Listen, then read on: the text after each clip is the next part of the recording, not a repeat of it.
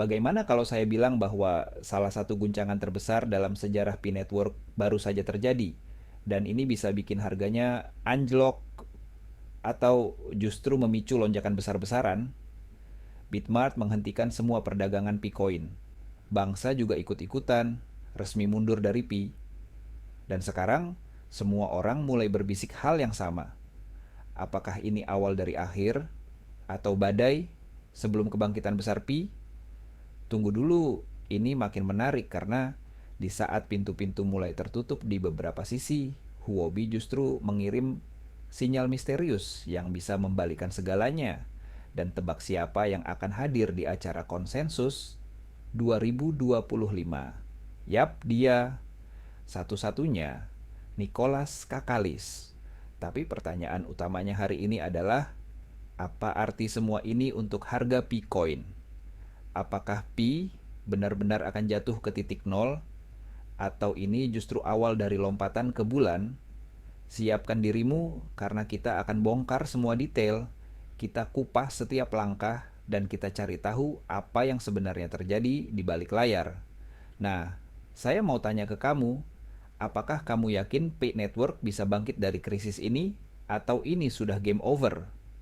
Tulis pendapat kamu di kolom komentar sekarang juga. Yuk kita lihat seberapa global sih pasukan Pi ini. Kalau kamu suka update tentang Pi Network dan mau konten ini terus berlanjut, jangan lupa like, share, dan subscribe ya. Disclaimer, video ini hanya untuk hiburan, bukan nasihat keuangan. Selalu lakukan riset kamu sendiri. Beberapa minggu terakhir ini benar-benar kayak naik roller coaster tanpa rem buat komunitas Pi. Awalnya semua terlihat lancar.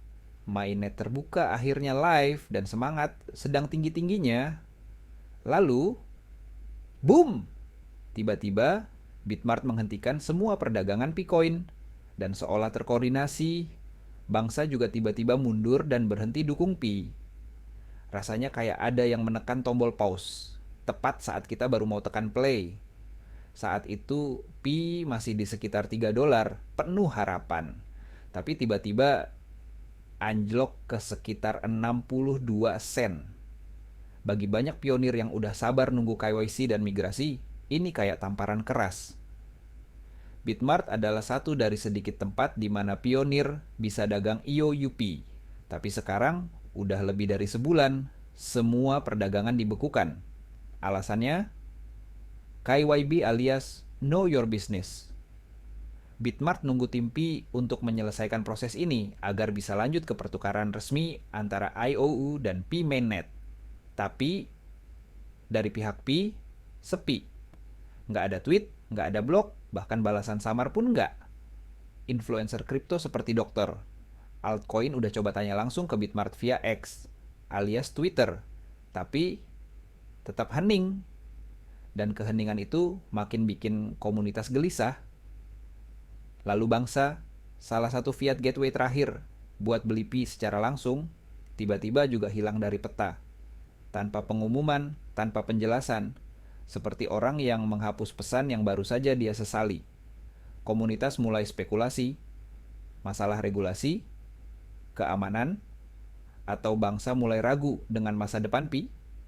Kita belum tahu pasti. Tapi yang jelas, kehilangan bangsa bukan cuma masalah kecil. Itu adalah jembatan penting antara dunia fiat dan P-Coin yang kini terputus. Tapi tunggu dulu, justru ketika semuanya terlihat suram, Huobi muncul dengan sinyal misterius. Pesannya aneh tapi menggugah. Contohnya, tahan Pi kamu yang harganya murah. Akan ada yang besar terjadi. Serius? Ini bukan kalimat yang biasa keluar dari exchange global kalau nggak ada sesuatu. Banyak yang mulai bertanya-tanya, Apakah Huobi sedang mempersiapkan integrasi penuh PI Mainnet atau bahkan listing resmi? Kita belum punya konfirmasi, tapi satu hal pasti. Komunitas mulai kembali berharap. Lalu, Nicholas bakal tampil di konsensus 2025. Bukan acara sembarangan, ini konferensi kripto terbesar sedunia. Dan kalau Nicholas sampai tampil, itu pasti bukan iseng. Bisa jadi ini pengumuman besar, mungkin tentang utilitas baru, atau roadmap ke depan, atau bahkan kabar yang selama ini kita tunggu-tunggu. Listing resmi, waktunya sangat pas. Setelah pukulan dari Bitmart dan Bangsa, penampilan Nicholas bisa jadi titik balik. Tapi kita juga harus realistis. Kepercayaan yang retak nggak bisa diperbaiki dalam semalam. Tim inti harus mulai buka suara. Komunitas butuh kejelasan, bukan misteri.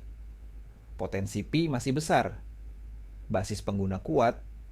Eksperimen utility berjalan. Tapi tanpa likuiditas nyata dan platform yang terbuka, skeptisisme akan terus tumbuh. Namun, jika kita belajar satu hal dari Pi Network, adalah bahwa cerita ini belum selesai, baru saja berubah arah. Jadi, apa yang sebenarnya terjadi? Bitmart menekan tombol pause, Bangsa mundur diam-diam, harga Pi anjlok. Tapi di balik semua itu, ada harapan. Huobi memberi sinyal, Nicholas akan tampil. Dan kalau Pi berhasil melewati ujian ini, bisa jadi kita sedang menyaksikan awal dari kebangkitan besar. Kalau kamu suka analisis jujur dan update seru tentang Pi, bantu channel ini dengan like, share, dan subscribe ya. Terima kasih sudah nonton Pionir. Sampai jumpa di video berikutnya.